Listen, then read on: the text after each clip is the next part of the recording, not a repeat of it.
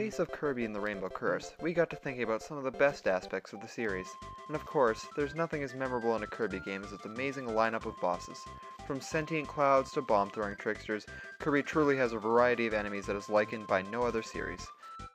This week on the Hub World, we're going to take you through some of the most memorable bosses found in the Kirby series. So hop on your Warp Star as we take you on this exciting ride. Number 10. GORIATH. GORIATH is the gargantuan ape who protects the peaks of White Wafers. He makes his first and only appearance in Kirby's Return to Dreamland for the Nintendo Wii. While GORIATH may not have the most fearsome appearance compared to many of the great evils that lurk in Dreamland, he is still one of the greatest adversaries that Kirby has ever faced. He may not seem too intimidating in this video, but we can assure you that in the harder EX mode, GORIATH was difficult enough to stop 4 players of advanced caliber from continuing on to the next world for hours. Number 9. Wispy Woods. Wispy is one of the most iconic bosses from the Kirby series. He served as the first boss in the original Kirby game, and has continued to be one of Kirby's first obstacles in almost every subsequent game. While he is not the most intimidating or deadly enemy, his various incarnations and boss fights deserve a spot on our list. Number 8.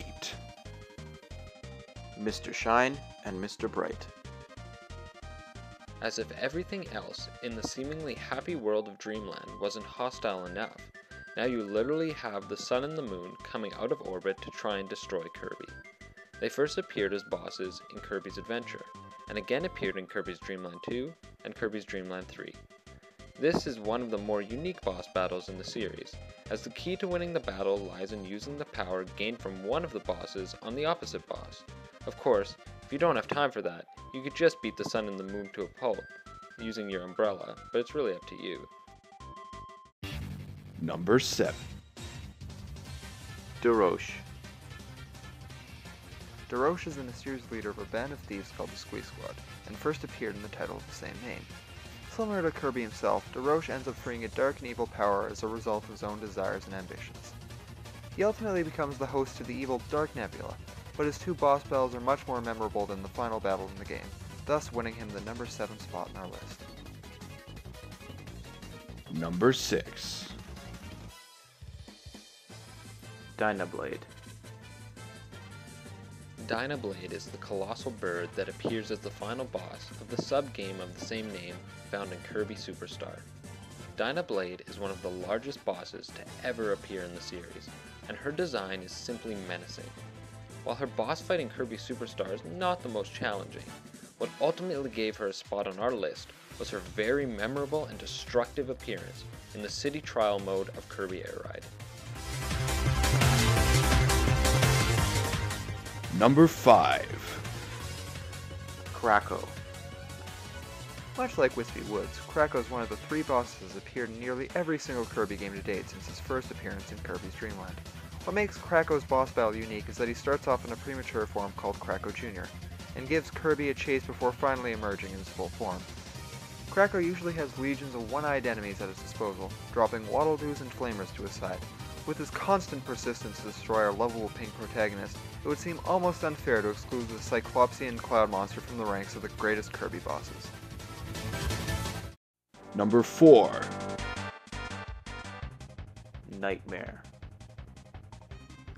Nightmare is the ultimate evil that used the Fountain of Dreams to terrorize Dreamland in Kirby's Adventure.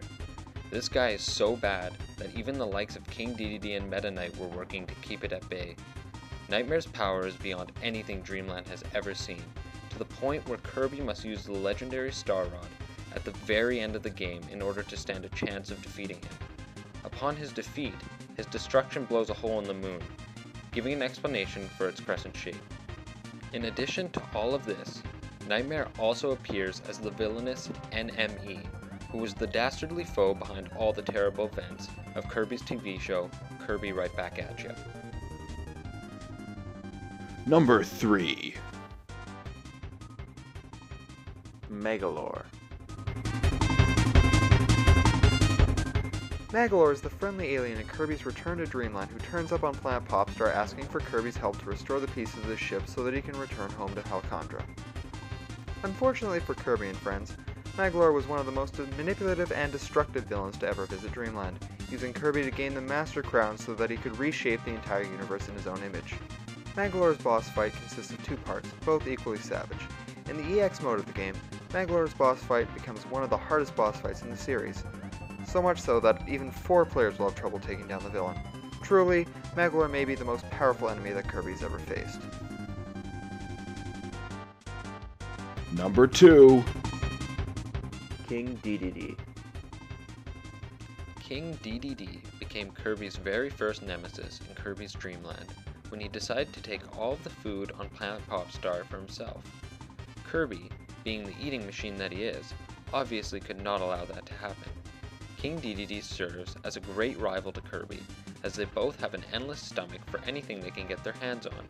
While King Dedede has faded into the role of an ally in more recent games, he is the classic villain of the series and will always remain the greatest rival of the hero. Number 1.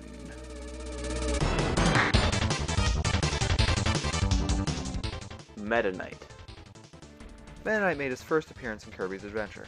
Right from the beginning of Meta Knight's boss battle, you know it's going to be an epic encounter. A sword drops from the ceiling, and Meta Knight, being the honorable swordsman that he is, refuses to face Kirby until they are on equal terms.